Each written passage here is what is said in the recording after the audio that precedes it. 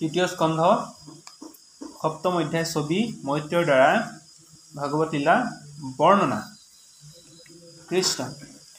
হে ৰাম ৰাম কৃষ্ণ হে ৰাম বদতি মৈত্ৰেয় ঋষি ধন্য ধন্য মহাযশী তজু কীৰ্তি জগততে ৰৈলা জানিলোহু স্বৰূপত ইটো কুৰু বংশজত সাধুক সেবিবে যোগ্য ভৈলা হে ৰাম পৰম বৈষ্ণৱ যম ভক্ত মধ্য নিৰূপম শৰীৰ কথাক মহাৰত হে ৰাম হেন তুমি আখিয়াত আপুনি ভৈলাহা জাত ই বংশৰ কি কৈব মহত হে ৰাম গুচুক লোকৰ দুখ মিলুক পৰম সুখ যি কাৰণে মহা যত্ন কৰি আৰম্ভিবু ভাগৱত যাক ঋষি সমস্তত হে ৰাম আপুনি কহিলা দেৱ হৰি হে ৰাম কোন ৰূপে ভগৱন্ত কোন ঋষি সমস্তত কহিলন্ত ইটো ভাগৱত হে ৰাম তুমি বা কি মতে পাইলা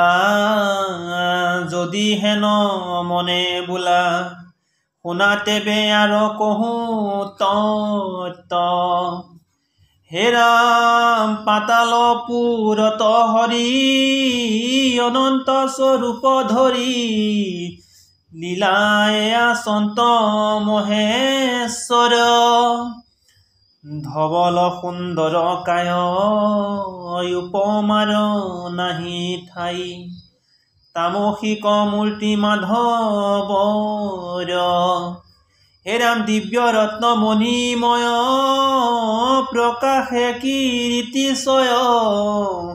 হাজাৰ এক ফণাৰয়ো পৰে কমল নয়ন হৰি শান্ত অল্প অল্প কৰি দেৱতা সবক দয়াতৰে হে ৰাম নানাবিধ দ্ৰব্যলয়া নাগ নাৰী গণে গয়া প্ৰেম ভাৱে চৰণ পূজয় নানা মতে স্তুতি বুলি কৰি সবে কৃতাঞ্জলি হে ৰাম অনুৰূপ পতিক বাঞ্ছয় হে ৰাম চিতে ধৰি বাসুদেৱ ধান্য পথে কৰি সেৱ প্ৰেমে গদ গদ কৰি বাণী হাজাৰ এক মুখ ভৰি নিতে নৱ নৱ কৰি কৃষ্ণ কথা থাকন্তব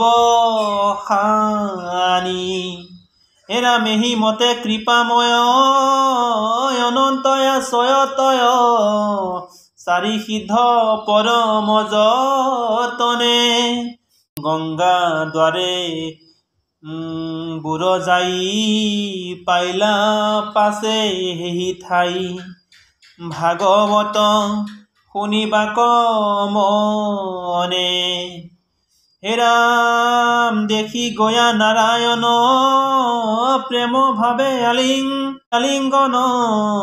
দণ্ডৱতে পৰি প্ৰণামিলা